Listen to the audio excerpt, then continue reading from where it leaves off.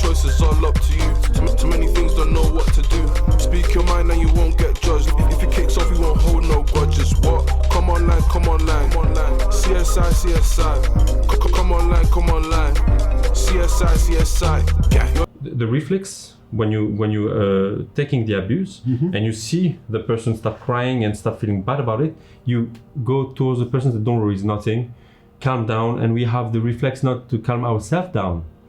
We have the reflex to feel sorry for that, for the person who's for the abuser. Yeah, true. You know, and that was my case, and I know the people live the same things, like all of a sudden feel sorry for the abuser. You know, and because they start panicking, start being sorry and everything. So I was having a physical abuse who led me to bleed from my neck and from my face. Face, it wasn't bleeding, it was a scratch, but still you go to work with scratches in the middle of your face. It doesn't look cat scratch, you know, it's quite deeper than a cat scratch. But my neck did bleed because for the abuser who do physical abuse, sometimes they like to say, I didn't beat you. I rough you up a little bit, I was holding your mouth, I was doing this, but I didn't like eat you, like for per se, you know. And you try to explain that person, but it's the same. So when she was holding me, usually she said shut up. So in French, you say ferme ta gueule. And ferme ta gueule in French is a bad thing. So I usually just don't tell me to shut up.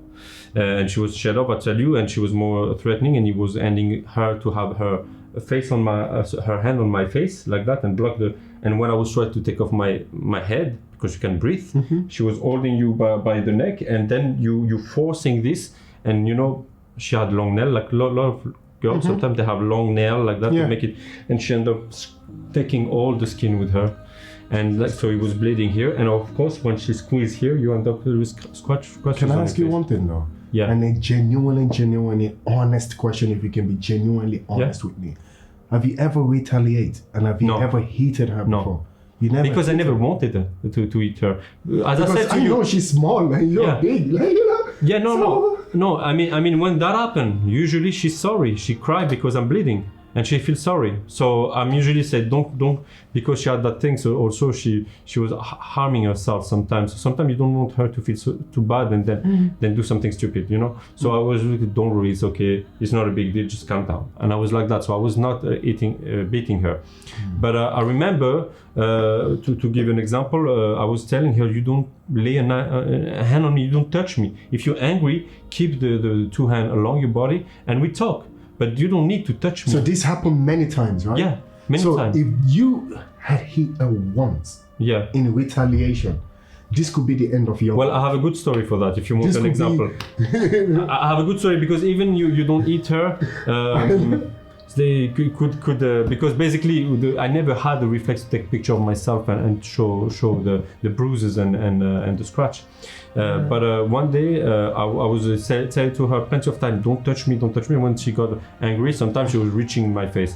But I remember that day I says, this time really don't touch me, and she jumped at me. So I grabbed her hand and pushed her back, but it was not a hit. So she stepped back, she come back at me, don't do that. I push her back, but then I realized she was coming at me stronger and stronger. So I stepped aside all of a sudden, and I didn't push her, but I stepped aside and pushed her the other way. She didn't see that coming, so she died.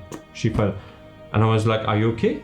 And she stand up and tried to punch me, literally. But she did that movement like that, and she hit me here a couple of times, but you know, it didn't change much. So she hit me.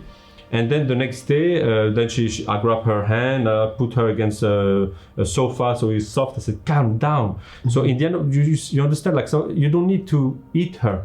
Sometimes just by trying to restrain her, she ended up with bruises and things like that. But the next day, she ended up with a broken finger. So we went together to see the doctor. He says a broken finger. And when we get out of the doctor, I remember she said to me, you know, you didn't do that to me. It's not your fault. She was like, explain me, don't worry, you didn't beat me.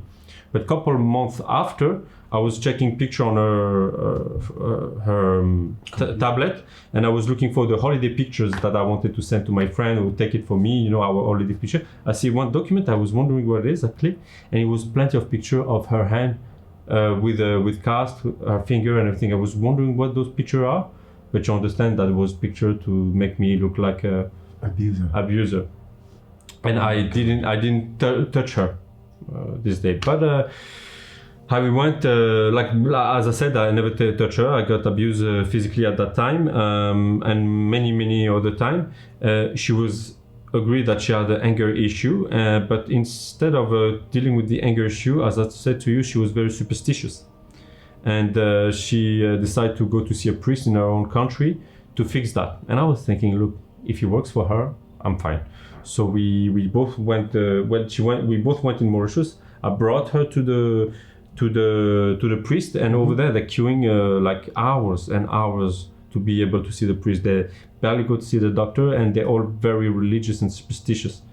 So it's another type of culture, and I try to not judge and go with it. And I was thinking, if it works, good. So what happened is, like, she went and we had lovely holidays, and then I turned out to believe about it. Yes, as well, to be honest. Like, I was like, it does work, Then I had to go to Dublin early, and I was waiting for her. And when she came back, I asked her to marry me in the airport. In the airport, like recording with some friend who are there to see us doing this, everything. I had actually a board, I was a bit cheesy, like, would you marry me, stuff like that. What year was this?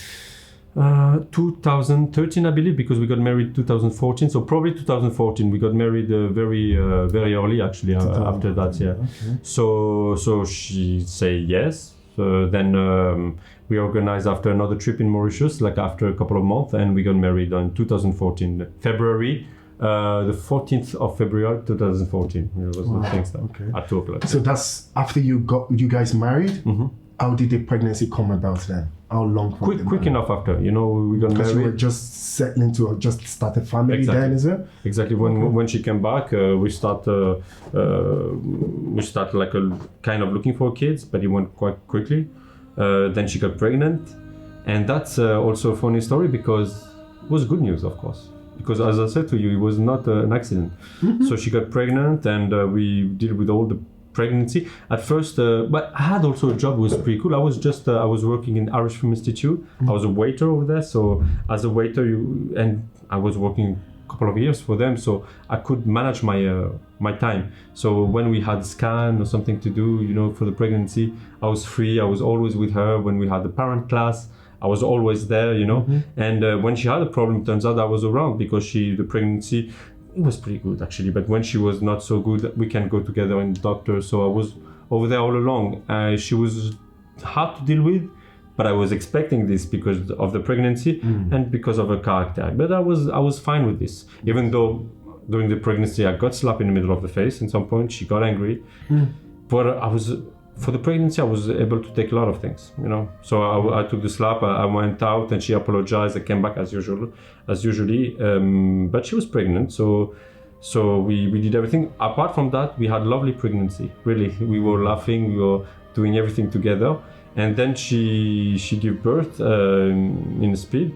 My daughter was born. I was here, of course. She was born through C-section, and she was born actually with her 2 feet not in the same place, which is. I don't know if you have that experience, like when you expect the first, the experience when you have the first kids who come, you kind of very happy because you don't expect anything wrong. You just think, okay, it's gonna be such a beautiful baby, healthy, we're gonna be happy. So the first thing go wrong, remind you that, wait, maybe things won't go well. So be prepared. So when my daughter is born with the feet, I forgot how you call this again, pied beau, we call it in French, but the feet are not in the right place. Instead of being like that, they were like that, plus the flexibility of the hips wasn't right. And at the time, I was born with a bow leg myself. Bow leg, yeah. I think the bow feet, I forgot how they call it, but yeah. I don't know what you're thinking. You can fix it, right? Yeah. But at the time, I grew didn't up know. like with my legs straight. I don't even know what my parents did. I didn't have any operation when I was young. Yeah.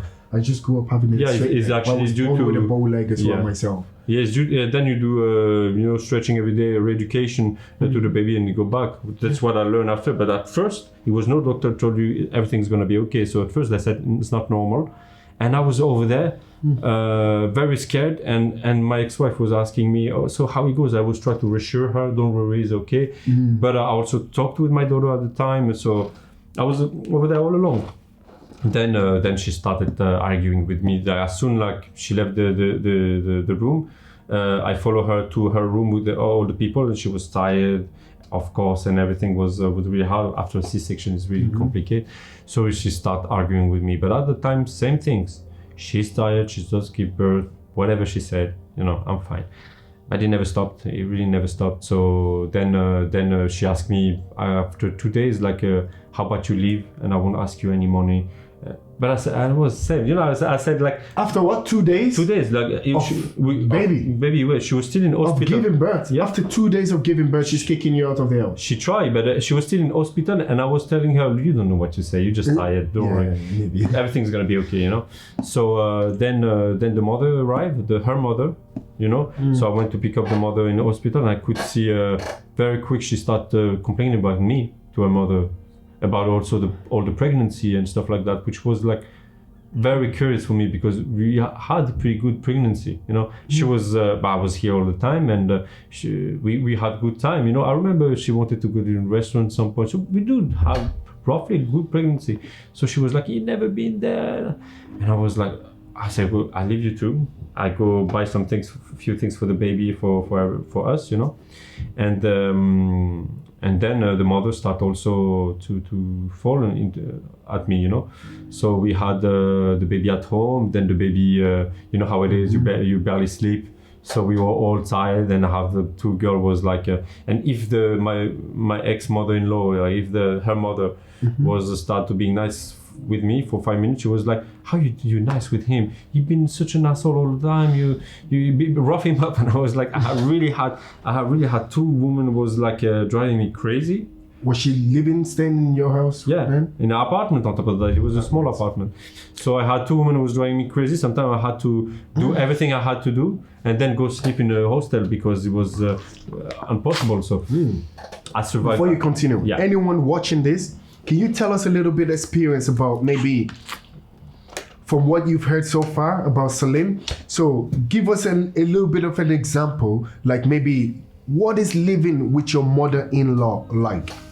That's all I want to know. Living with your mother-in-law. I have done it. I lived with my mother-in-law for more than 6 months. That shit broke my relationship. That shit surely affected your relationship. I want to know how this is affecting every other people's relationship. When mothers-in-laws and fathers-in-laws are in your relationship, or they come in and live with you, I want to know how they got involved. Because coming together and talking about this issue is a way of actually rectifying where the problem is and how we can resolve these issues going forward for our fatherless children. So that was all I wanted to ask the public. We can continue now. Yeah, and I think also it's interesting because I had physical abuse at the time as well from my ex-wife. Very even dangerous because the baby was in my arms sometime. So yeah, so it's good to say because I got also humiliated. I said the story if it is okay with you. Yeah, please. Because for her, she hated when I shave my head. But sometimes, like, I take off everything. I take it easy, yourself. It's much more simple. But for her, it was a provocation. She didn't want me to do that. So one day, I was naked in the bathroom doing this, and my ex-wife took this as a provocation. So she opened the door, started pushing me, and she had clenched her fist. She put it in my face and pushed like that. And I was naked, so I was covering my mother was in the house. Yeah, she was right there. Mother in the house. So I was naked in front of her and her mother, and I didn't understand what happened and how the mother kind of look at us doing this and not like taking her daughter, like stop doing this, like just calm down. So I end up like say to my ex-wife, "Please go to see the baby. The baby's crying. Forget about me 2 seconds. Go to see the baby. I finish and I take a shower. And if you want to say something, tell me after. Especially when you calm down. I was naked." So I take a shower and then I speak with the mother, and it was the TV on. And that's really important because I was saying to her, "But how you don't say anything to your daughter? She was just like beating me in front of you, and you didn't say anything." And she was like, "Oh, she didn't beat you." And I said, "Well, but I was naked in front of you." And she was, "Oh, I didn't see anything." I said, "Yeah, but it's still wrong." Like, and do you know what she said? It was a TV, and it was a show, like a TV show where you have a female character in the movie, which is hot and beautiful, and then you have the villain come and being cheeky with her, and she punched him in the face. And she said, "You see, this is a punch. What you get is not a punch because she pushed you. It's not a punch." Oh my God. But my point is, like, also in TV, when you turn on the TV, you have bunch of female character who slap a man across the face or punch them or whatever, and everybody laugh. And he's a laughing subject, and they punch them, and everybody is happy to see that. And this is also a big problem. That's why I make a little, I want to say that this is also a big problem. On to sell you some products, they're gonna show you a woman slapping a guy, and this is normal, and it shouldn't be normal. That's all. But that's it. That's what I wanted to say. No problem at all. Yeah, let's continue from the other topic. Yeah. So after that, she left with her mother to go to Mauritius. I wasn't agree because I wasn't agree. She wanted to live for 3 months. How old was your daughter then? My daughter was a month old. Yeah, a month, I'd say. Just a month old. Not wait. I think she was 3 months actually. 3 months, but that was my issue. She's just 3 months, and the rest of her life, the 3 next months, she doesn't see me. And I think this would break a bond that I can have with my daughter that I already had with my little newborn. And by the way, we have documents to prove all of this, but we don't have to show all this now. I remember when I first met you 3 years ago, I told you to keep every single one of the documents because we're going to be sharing them with the public. That's what I said then. But now I don't think that's a good idea. We're not going to be sharing it with the public anymore. We're here to just talk about you, talk about the story. It's up to people to believe it or not, because we're over it now. You're over the pain now. You just want the best for your daughter. Absolutely. And soon you're going to be going to Mauritius soon to try and see if you can bring your daughter back to Ireland. Because that's why we're doing this now. Your daughter's been missing from the country now for how many years? 3 years now. 3 years. Come on, 3 years. What father can handle that? And she's born in Ireland. She's Irish. She's Irish. Man, you're a very strong man. You. Kudos to you for, being strong for these last 3 years, fighting for your daughter now, going all the way to Mauritius to fight with the law over there and do your best to see if you can bring your daughter back home. Absolutely. So everybody, let's support Salim. He needs help. His daughter, his daughter needs help. We need to bring this daughter back home. And he's been through hell, man. If you know his story fully, he's been through hell. That's why we're here to talk about this issue. But that hell is not going through it anymore. No more depression. He's in a happy place right now. I'm in a happy place myself. I'm really trying to do like you do. Like now I say that story not for you guys to pat my back or anything like that. But I really want to share that because some other people go through that, and if you can help anybody to hear that story and understand it's just not normal to live that. I mean, they're not the only one. I'm not the only one who lived that. And regardless if he's a man, a woman, a father, a mother, and they recognize themselves in my story and could help to know what's the next step. Because I did a couple of mistakes as well. If I knew 100%. before, I wouldn't do those mistakes. So if you could help someone else, that's why I want to do that. I want to also participate in what you do, actually. Yeah, that's great, man. Thank you so much. Thank you so much. Yeah. So we continue. Say your daughter was taken out of the country, let's say 3 months after she was born. So how did that go about? And I didn't want them to leave. They left anyway, but I managed to negotiate less than 3 months. So it was like...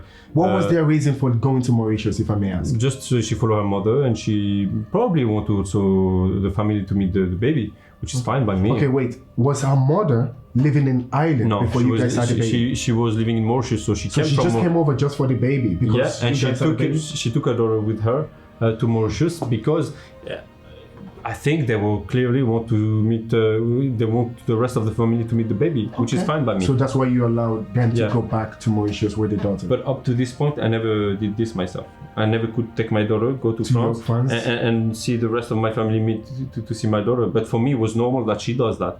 Okay, wait. So when they went for the first time, after 3 months, your daughter was born.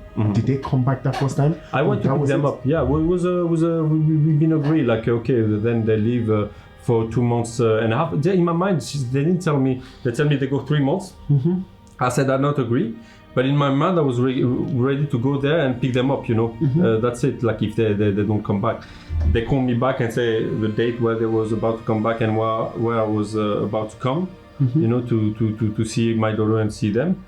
And the date was decent, so I was fine. So I went back to Mauritius, stayed like a week or two, and we came back together. So that was the first time. But first they were supposed to live 3 months, and I wasn't agree. No. And when they left, I wasn't agree because they didn't tell me at the time. No, we won't go for 3 months. Yeah. We go for 3 months regardless if you like or not. So they left with my daughter the first time. but I managed to come back with them. Then we moved. What we did, then actually, because I live in Carrick-on-Shannon now, so she started to say that we were supposed to move in Carrick-on-Shannon. Is a destination we really wanted to live together at the time. So she said to me, well, I go to stay with my friend in Carrick-on-Shannon, and it's gonna be better for us because you stay in Dublin working and I'm in Carrick-on-Shannon, and we won't fight all the time. And I was like, all right. So I come to see my daughter, and I go back to Dublin working. And why was this? Were you guys like in the verge of a breaking up already? Yeah, exactly. Yeah. We were kind of breaking up. It was kind of a break. When you guys came back from Mauritius, that's when you guys made this decision. Like she was gonna go to Carrick-on-Shannon, and I was leaving the apartment to do a share flat. But for me, I did this for 3 months. But for me, I was doing share flat. But I was going in Carrick-on-Shannon to see my daughter, and I was looking for a job in Shannon. In Carrick-on-Shannon, exactly. So. And how often do you go to Shannon then to see your daughter? 3 days a week or 2 days a week. But sometimes I had to do even less because the situation was so awful. She was like with a baby in the hand, like pushing me, shouting at me. So can I ask, when you go, you were living in Dublin, she was living in Carrick-on-Shannon, and you go 2-3 days a week. Do you pay for Airbnb or something, or? No, I was living in the house because she was living in the house you were staying in her house? Yes. Well, our house, I was paying for this as well. You were paying for it? Yeah. I was doing. I was working full time. Then you have 2 days off. So I was managing to have, for example, first day off working an early shift. Then I go for 2 days and I come back. So basically, I was going for 3 nights and 2 days most of the time, and I was paying for the house over there. We were sharing. I think at first we shared. She paid the deposit, then I paid for the house, but then I started paying just for the house, the rent normally. And I was going back to Dublin working, doing my share flat, and come back in Carrick-on-Shannon. Right. But I did find a job in Carrick-on-Shannon, so I quit my job and I brought all my stuff in that house. And the plan was start over. So start over with my ex-wife. And how many months was the difference when she moved to Shannon while you were still working in Dublin? Roughly 3 months. I remember because I remember I rent a bedroom and the men say, "Oh, just 3 months is not much, you know." Like. So when you moved over there, after 3 months, you moved straight into the house and you were both living together. So and it was like a restart, but I had my own bedroom, so it was restart where she was having she never left my daughter sleeping somewhere else than her bedroom, her bed actually. Okay. So when she was talking about having the baby in her own bed, I was building the bed and everything, but she never used it, and I was not allowed to come in the bedroom or sleep in the bedroom for that matter. But for me it was a fresh start, and that's why I first take help with the psychiatrist. I went to see a GP. I said to the GP that is my fresh new start. I don't want to mess it up, and I need some help because I needed someone to talk about what everything. made you think you needed to go to see a psychiatrist or psychology to get this help? Did a friend recommend this idea to you, or where did you get the idea from?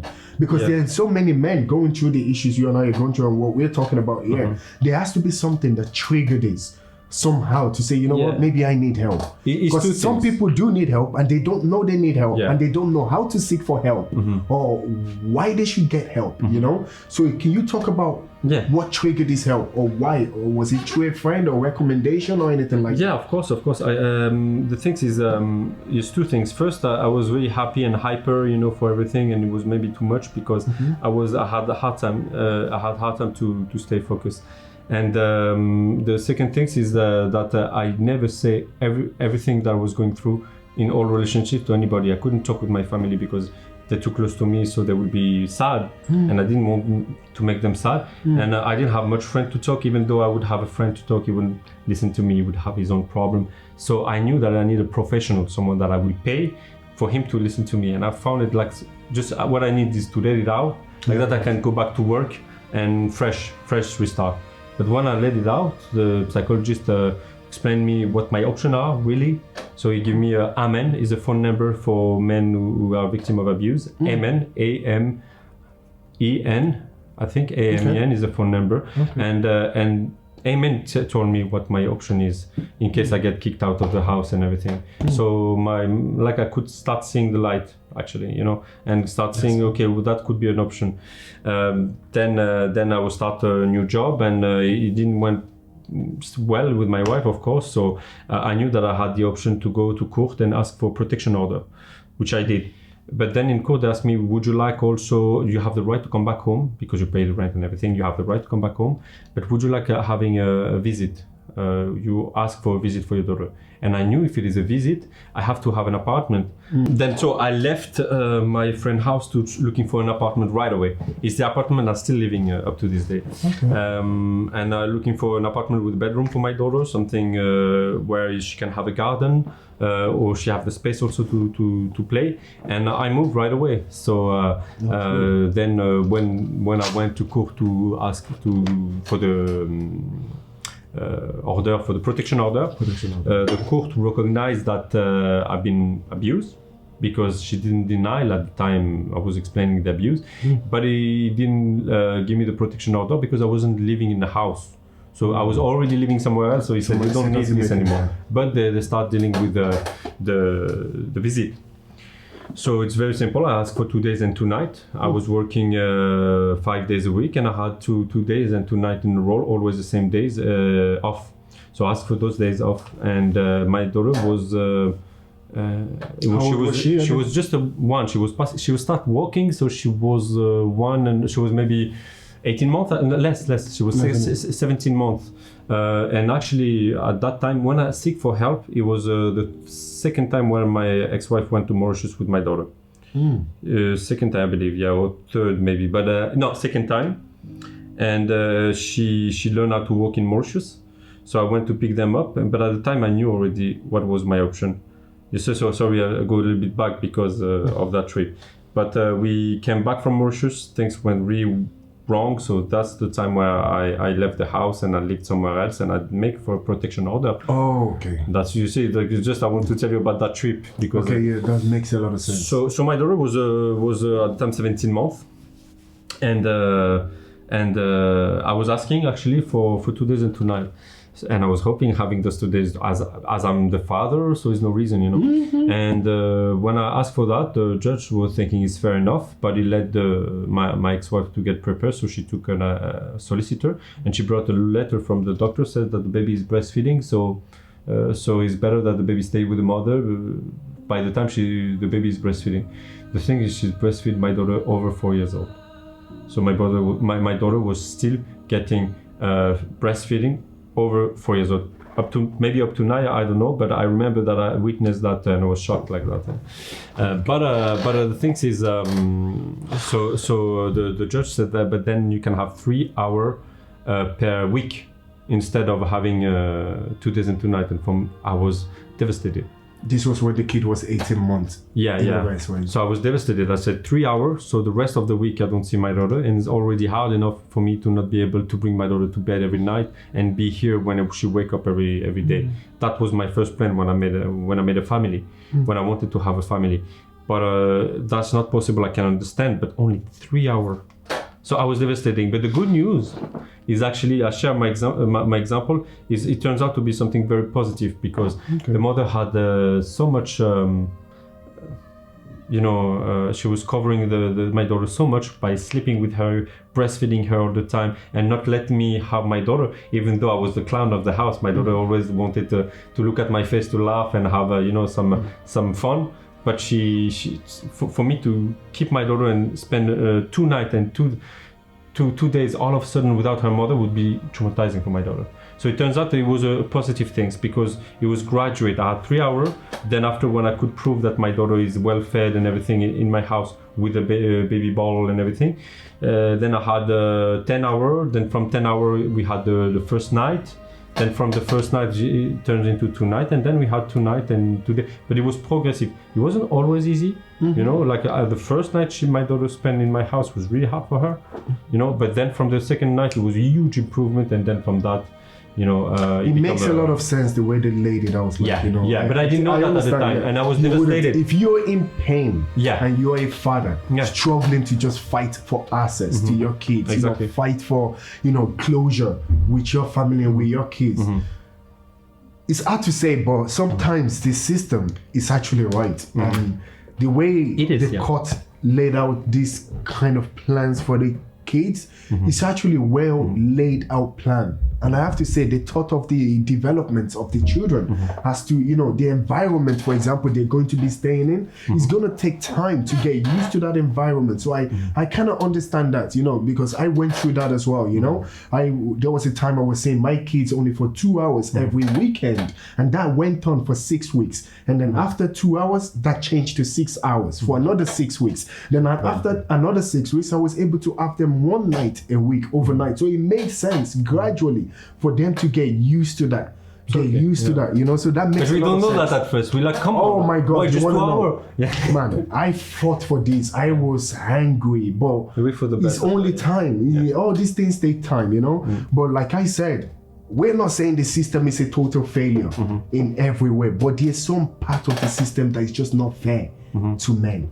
There's some part of the system that is just not fair to children as well. And there's some part of the system that is also not fair to the women as well, in a way. All this broken part of the system is what we need to actually look at.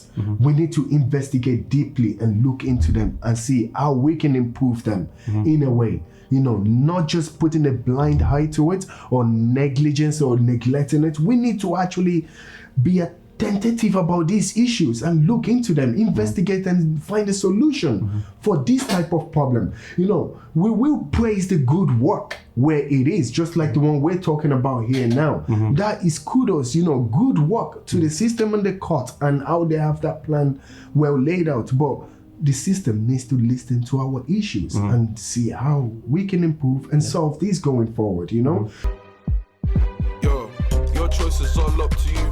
Too many things, don't know what to do. Speak your mind and you won't get judged. If it kicks off, you won't hold no grudges. What? Come online.